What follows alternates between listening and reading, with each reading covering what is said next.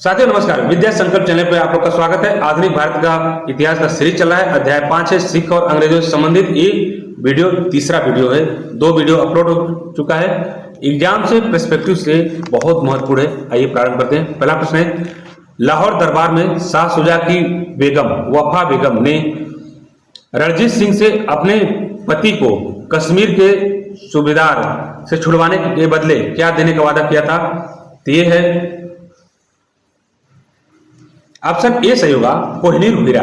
देखिए, वफा बेगम की गुहार पर ही रणजीत सिंह ने दीवान मोखम चंद को कश्मीर भेजा था और बाद में कोहिनूर हीरा वहां से प्राप्त किया। चलते आगे। अगला प्रश्न है, सिखों के सैन्य आधुनिकीकरण के बावजूद उनकी पारंपरिक एवं न्याय प्रणाली में सर्वोच्च अपीली न्यायालय कौन सा था? तो ये था अदालत आला यानी लाहौर। देखिए, महाराजा रणजीत सिंह ने लाहौर में अदालत आला की स्थापना की थी। हालांकि वे खुद भी जनता की फरियाद सुनते थे। चलते आगे। अगला प्रश्न है, किस वर्ष महाराजा रणजीत सिंह ने अपने अफगानों को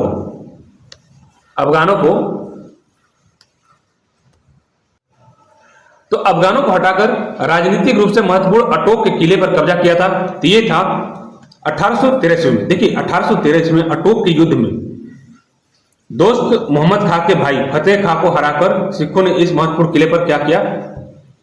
अधिकार कर लिया। चलते आगे। अगला प्रश्न, लॉर्ड डलहौजी ने पंजाब के अंतिम राजा दिलीप सिंह से कोहिनूर हीरा लेकर किसे भेंट करने के लिए इंग्लैंड भिजवा दिया था?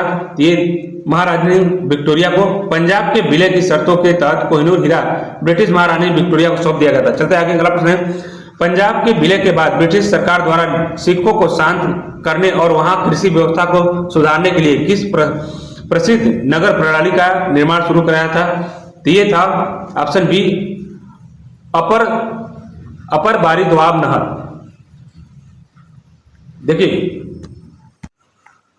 देखिए, जॉन लॉरेंस के प्रयासों से कृषि को बढ़ावा देने के लिए पंजाब में सिंचाई नहरों का जाल बिछाया गया था।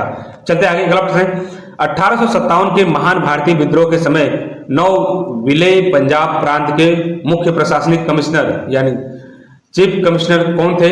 तो वह था जॉन लॉरेंस। देखिए, जॉन लॉरेंस 1857 के विद्रोह के दौरान पंजाब को शांत रखा और वहां के ब्रिटिश सेना दिल्ली तक भेजी। चलते आगे। अगला प्रश्न है, अंग्रेजों ने सिखों के किस धार्मिक आंदोलन को कूका आंदोलन के नाम से दबाया जो ब्रिटिश शासन के खिलाफ था? ये नामधारी आंदोलन। देखिए, बाबा राम सिंह कूका के नेतृत्व में नामधारी कूका आंदोलन ने अंग्रेजों के खिलाफ स्वदेशी और असहयोग की नीति अपनाई। चलते आगे। अगला प्रश्न, 1872 में मालेरकोटला में कूका आंदोलन के दमन के दौरान किस ब्रिटिश अधिकारी ने दर्जनों कूका सिखों को बिना मुकदमे के तोपों से उड़ाने का क्रूर आदेश दिया था? यह है ए कोवेन। देखिए, डिप्टी कमिश्नर कोवेन ने अमानवीय क्रूरता दिखाते हुए कितना 49 कूका प्रदर्शनकारियों को तोप के मुंह में बांधकर उड़वा दिया था। चलते आगे। अगला प्रश्न है, अमृतसर में स्थित स्वर्ण मंदिर के गुंबदों को सोने की परतों से ढलने का कार्य किस शासन ने करवाया था? देखिए, जिसके बाद उसे गोल्ड टेम्पल कहा जाने लगा। ये किया था महाराजा रणजीत सिंह ने। देखिए, 1830 ईस्वी के दशक में स्वर्ण मंदिर के जीर्णोद्धार के लिए भारी मात्रा में सोना और संगमरमर दान किया था। किसने? महाराजा रणजीत सिंह ने। चलते आगे। अगला प्रश्न है, महाराजा रणजीत सिंह ने के दादा का नाम क्या था जो शुकरचकिया मिसल के प्रारंभिक शासी नेता थे? तो ये है ऑप्शन ए सही होगा, चढ़त सिंह। चढ़त सिंह ने अहमद शाह अब्दाली के खिलाफ लड़कर ये क्या किया था? शुकरचकिया मिसल की ताकत को स्थापित किए थे। चलते आगे। अगला प्रश्न है, प्रथम आंग्ल सिख युद्ध के दौरान किस ब्रिटिश अधिकारी ने गवर्नर जनरल को गुप्त रिपोर्ट भेजी थी कि सिख सैनिक सिंहों की तरह लड़ते हैं पर उनके नेता गद्दार हैं? यह है option A, sir Joseph Cunningham ने अपनी पुस्तक हिस्ट्री ऑफ द सिख्स में सिखों की वीरता और उनके सेनापतियों के विश्वासघात का स्पष्ट वर्णन किया है। चलते आगे। अगला प्रश्न, द्वितीय आंग्ल सिख युद्ध के दौरान अंग्रेजों के खिलाफ लड़ने वाला किस सिख नेता को मुल्तान का शेर कहा गया था? तो यह है मूलराज। देखिए दीवान मूलराज ने मुल्तान के किलों में महीनों तो अंग्रेजी सेना की घेराबंदी को हटाने का साहसिक काम किया था। चलते आगे अगला प्रश्न है। 1806 में जसवंत राव होलकर मराठा जब अंग्रेजों से बचकर पंजाब भागे थे, तब रणजीत सिंह ने अंग्रेजों के साथ कौन सा समझौता कर तटस्थता अपनाई थी? ये लाहौर की समझौता के तहत। देखिए रणजीत सिंह ने लॉर्ड लेग्स के साथ एक समझौता किया था कि वे मराठों की मदद नहीं करेंगे और अंग्रेज पंजाब से दूर ही रहेंगे। अंग्रेज, तो ऑप्शन बी सही होगा। चलते आगे अगला प्रश्न है। किस वर्ष रणजीत सिंह ने प्रसिद्ध नौशेरा की लड़ाई यानी बैटल ऑफ नौशेरा में यूसुफ जई और अन्य अफगान कबीलों को पराजित कर पेशावर घाटी पर अपना नियंत्रण मजबूत किया था? ये है ऑप्शन सी सही होगा। 1823 में। देखिए 1823 की नौशेरा की लड़ाई में सिख सेनापति अकाली फूले सिंह लड़ते हुए शहीद हुए थे, लेकिन सिखों की शानदार यहां पे जीत हुई थी। चलते आगे अगला प्रश्न है। डलहौजी द्वारा पंजाब विलय के बाद गठित प्रशासनिक बोर्ड को किस वर्ष भंग कर दिया गया और पूरे पंजाब का प्रशासक एक चीफ कमिश्नर को सौंप दिया गया था? ये है ऑप्शन बी सही होगा। 1853 में। देखिए 1853 में डलहौजी ने हेनरी और जॉन लॉरेंस के मतभेदों के बाद बोर्ड को क्या कर दिया था? भंग कर दिया था और जॉन लॉरेंस को पंजाब का पहला चीफ कमिश्नर बनाया गया। आगे चलते हैं। अगला प्रश्न है। महाराजा दलीप सिंह ने अपने जीवन के अंतिम वर्षों में ईसाई धर्म छोड़कर पुनः किस धर्म को अपनाया था? ये है ऑप्शन बी सिख धर्म। देखिए अदन की यात्रा के दौरान दलीप सिंह ने औपचारिक रूप से पुनः सिख धर्म में आए और अपनी एक घर वापसी का उन्होंने एक घोषणा किया। चलते आगे अगला प्रश्न है।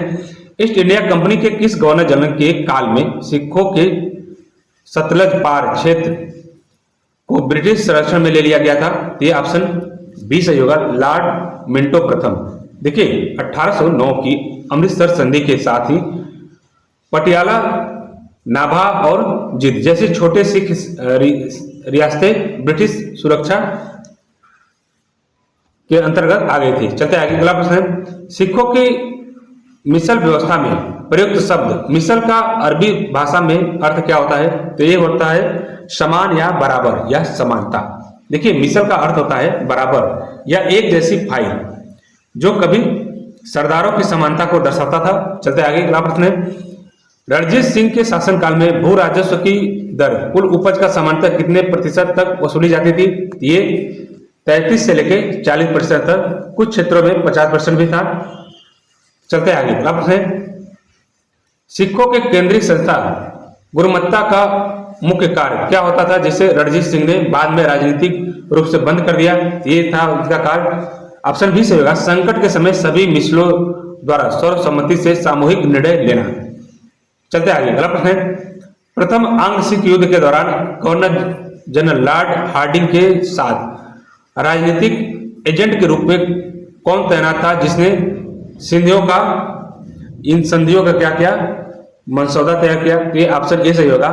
मेजर ब्रॉडफुट। देखिए मेजर ब्रॉडफुट लुधियाना में ब्रिटिश एजेंट था, जिसकी गतिविधि, इसका क्या काम था? सिखों की गतिविधियों को देखना था और जिसकी गतिविधियों को सिख ने अपने खिलाफ उकसाने को ये माना था। चलते आगे अगला प्रश्न है। सिख साम्राज्य के समय,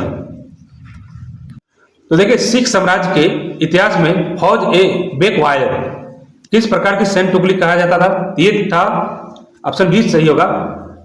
जागीरदारों और कबीलों की अनियमित सेना यानी पारंपरिक पद्धति वाला सेना।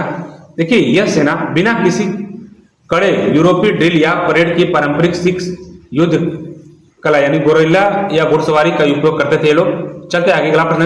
वह कौन सा सिख सरदार था जिसने 1849 में चिलियावाला के मैदान में ब्रिटिश सेना के छक्के छुड़ा दिए थे और खुद डलहौजी को अचंभित कर दिया था? तो वह था शेर सिंह अटारीवाला। देखिए शेर सिंह अटारीवाला की एक चतुर सैन्य व्यूह रचना के कारण ब्रिटिश घुड़सवार सेना और पैदल सेना चिलियावाला में घने जंगल में घिर गई थी। चलते आगे अगला प्रश्न। किस वर्ष ब्रिटिश ईस्ट इंडिया कंपनी ने महाराजा रणजीत सिंह के साथ व्यापारिक उद्देश्यों के लिए सिंधु नदी घाटी की संधि की थी, सिंधु नदी की संधि की थी। तो ट्रिटी ऑफ इंडस